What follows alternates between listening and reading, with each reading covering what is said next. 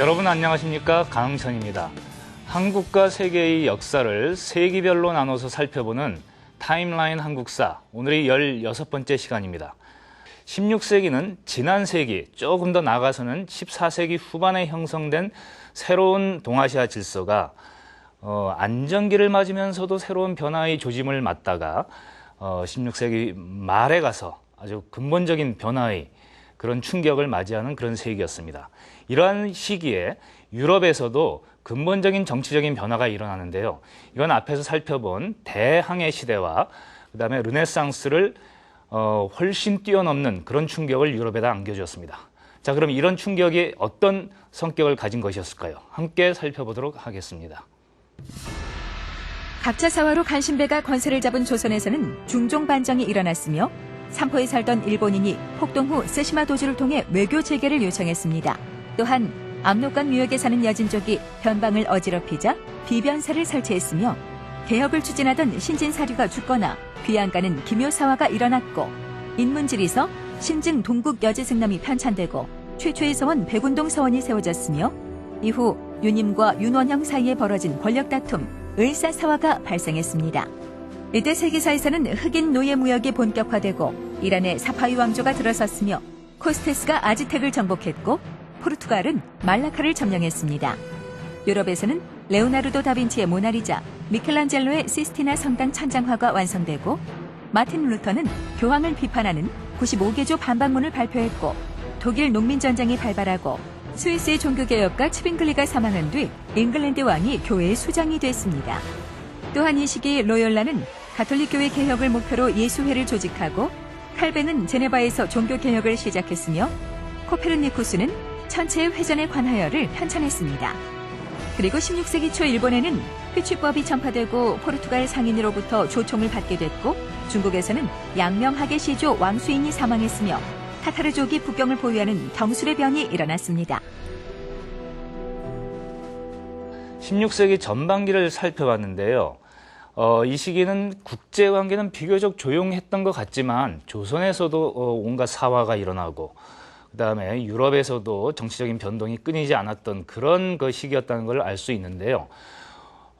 이 전반기는 먼저 집중적으로 유럽에서 일어났던 정치적 변동을 살펴보도록 하겠습니다. 그것의 이름이 바로 종교개혁인데요. 그것을 살펴보기 위해서 지금 제가 와 있는 곳은 로마의 산 피에트로 대성당 앞입니다. 우리는 보통 성 베드로 대성당 이렇게 알고 있죠. 이곳이 지어지기 시작한 게 바로 16세기 일이었는데요. 당시 이곳에 자리 잡고 있던 전 그 유럽의 가톨릭의 수장이었던 사람은 레오 10세입니다. 이 레오 10세라는 사람은 이탈리아를 중심으로 일어났던 르네상스를 전폭적으로 후원했던 그런 아주 인문주의적인 교황이었습니다. 당연히 문화적인 수준도 상당히 높았겠죠. 근데 이 레오 10세가 당시 종교개혁을 야기하는 그런 일을 벌였는데 그것이 바로 이 성 베드로 성당 건립이었다는 겁니다. 그냥 베드로 성당을 그냥 지었다면 문제가 안 됐겠죠. 근데 그는 이것을 지으면서 거기에 들어가는 경비를 마련하기 위해서 면벌부라는 것을 전 유럽에다가 발부를 했습니다. 사람의 자유의지에 따라서 자신이 비록 죄를 범했다 하더라도 노력에 의해서 천국으로 갈 수 있는 길이 있다는 것을 알려주는 그것과 깊이 연동이 돼 있는데 문제는 그런 회개를 통한 죄의 사함을 받기 위하여 돈을 내고 이 면벌부를 사야 됐다는 건데요. 이게 돈이 많은 부자들이야 그 문제가 안 되겠습니다만은 유럽에 고통받고 있던 많은 농민들이 그걸 강제로 그것을 이제 구입해야 된다라면은 이건 큰 문제 아니겠습니까? 바로 그 점에서 종교개혁의 불씨가 타닥타닥 타올랐던 것입니다. 그리고 그러한 종교개혁의 선두주자로 나선 사람은 독일의 비텐베르크라는 곳에 있었던 젊은 사제 마르틴 루터였습니다. 마르틴 루터는 이 면벌부에 대한 자신의 생각을 정리해 가다 보니까 이거는 하느님의 근본적인 가르침에 위배되는 것이다 라는 생각에 이르렀습니다. 그래서 교황청을 향하여 그러니까 전 유럽을 정신적으로 지배하고 실제로는 세속의 황제나 왕들과 결탁해서 세속 세계도 지배하고 있던 교황에게 어떻게 보면 정면 도전을 한 셈인데요.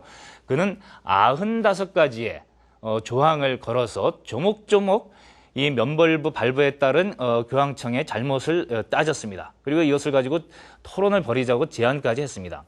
당돌한 젊은 사제의 그 도발에 물론 당시 그 막강한 권력을 누리고 있던 교황청이 눈 하나 깜짝했을 리는 없죠. 당연히 그가 제시한 그 토론도 거부되었고 교황청에 의해서 결국 이 젊은 사제 마르틴 루터는 파문을 당하고 말았습니다. 그러나 루터가 처음 생각했을 때 자신은 이것은 신성한 어떤 종교적인 사고 방식에서 인정할 수 없다는 것이었는데 이것이 일으킨 사회적인 파장은 아주 깊고도 컸습니다. 그리고 그러한 교회의 어떤 핍박 아래에서 독일의 농민들은 굉장히 분노하고 있었습니다. 그 분노의 깊이를 마르틴 루터 자신도 사실은 잘 몰랐습니다. 그런데 그 농민들은 마르틴 루터의 어떤 외침, 도대체 교회가 뭔데 그들이 신앙을 독점하고서 자신들만 따라가면은 뭐 천국으로도 갈 수 있다라고 하면서 자신들이 빌어줄 테니까 면벌부를 사라라고 하면서 또 교회를 짓는데 동원을 하고 이렇게 농민들을 못 살게 구느냐라는 이런 불만이 루터의 그런 95개조 반박문과 결합해서 독일에서 아주 커다란 전쟁이 일어났습니다. 이것을 역사에서는 독일 농민 전쟁이라고 해가지고요, 세계에서 유례가 없는 아주 거대한 그 저항 운동의 최고봉으로 칩니다. 자, 이런 농민 전쟁이 계속된 끝에 1555년에 이것이 일단락이 되는데 그것이 독일의 아우크스부르크라는 곳에서 이루어진 교황 세력, 이 교황과 황제가 결탁했으니까 황제 세력이라고도 할 수 있는데 그 세력과 그다음에 독일의 그 수많은 영주들 간의 어떤 대타협이었습니다. 이 타협의 결과가 뭐였냐? 그러니까 영주들은 자신이 다스리는 영지에서 가톨릭을 숭상할 것인지 아니면 루터파의 새로운 종교를 숭상할 것인지를 결정할 수 있었습니다. 그래서 루터는 자신의 새로운 신조를 받아들이는 그 영주들에 의해서는 하나의 종교적인 지도자로 이렇게 우뚝 설 수 있었던 것이죠.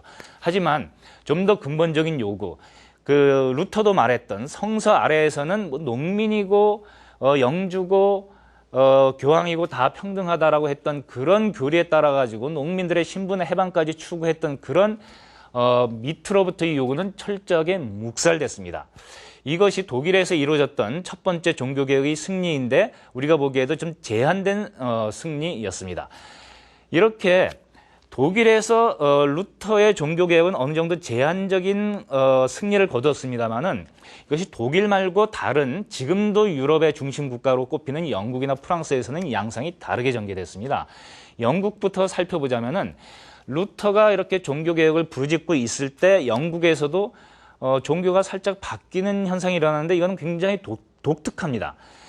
당시 영국을 다스리고 있던 잉글랜드의 왕 헨리 8세에 의해서 국가적인 종교개혁이 이루어졌는데 그 헨리 8세의 지도 아래에 있는 영국 자체의 교회로 이것을 바꿔버립니다. 무슨 교리나 신앙의 정신이 크게 바뀐 것도 아니지만 그 주체가 이제 교황이 아니라 자기 자신이다. 그래서 영국의 왕을 수장으로 하는 그런 종교개혁이다 해가지고 이것을 수장령이라고 하는데요. 오늘날 여러분들이 많이 들어서 알고 있을 그 성공회, 이것을 영국 국교회라고 하는데 그런 영국 국교회라는 새로운 개혁 종교는 이렇게 탄생을 했던 것입니다.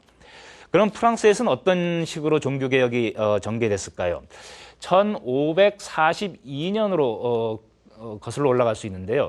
그때 프랑스 출신이었던 장 칼뱅이라는 아주 경건한 그런 그 성직자가 있었습니다. 이 사람은 제네바의 그 초대를 받고 그곳에 가서 종교를 지도하게 되었는데요. 당시 제네바는 그런 종교를 개혁하고자 하고 교황청의 지시를 일방적으로 따르려 하지 않는 자유로운 그 신앙생활을 하는 사람들이 이 제네바라는 도시를 장악을 하고 공화정을 펼쳐나가고 있었습니다. 이래서 칼뱅에 의해서는 당시 시민 세력, 우리가 부르주아라고 하는 그런 세력이 많이 신봉하는 그런 새로운 개신교가 이제 만들어지기 시작한 것인데요. 이 시민 세력이 칼뱅의 종교개혁을 왜 따랐냐고 한다면은 그 사람의 경건성에도 그 이유가 있습니다만은 칼뱅이 제시했던 예정설에 그러한 단초가 있습니다. 칼뱅이 말한 예정설은 여러분들도 많이 들어보셨을 텐데요.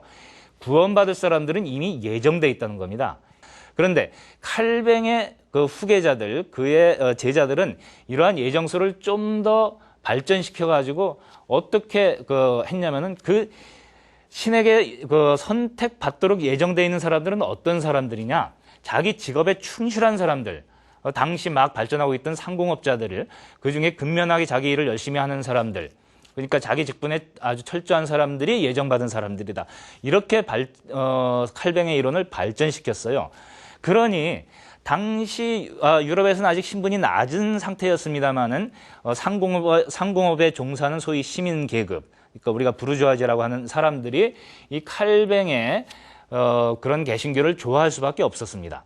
그런데 앞서 말씀드렸던 아우크스부르크 화의에서는 이런 칼뱅파 쪽에 그런 좀 더 근본적인 그런 교파는 인정하지 않았습니다. 오로지 루터파만 인정을 했어요. 그래서 이 칼뱅파의 이 프로테스탄트는 아직 갈 길이 멀었는데 이것이 결국은 프랑스로 가서 그곳에서 전쟁으로 번집니다. 프랑스에서는 칼뱅파를 따르는 그런 신교도들을 위그노라고 불렀는데요. 이 위그노와 그다음에 가톨릭을 신봉하는 프랑스의 왕정이 서로 충돌해가지고 1562년부터 아주 기나긴 전쟁을 벌여나갑니다. 이 과정에서 1572년에는 파리에 있던 위그노 4,000명이 한꺼번에 학살당하는 소위 성 바르돌로메오 축일의 학살이라는 그런 대학살이 일어나기도 합니다.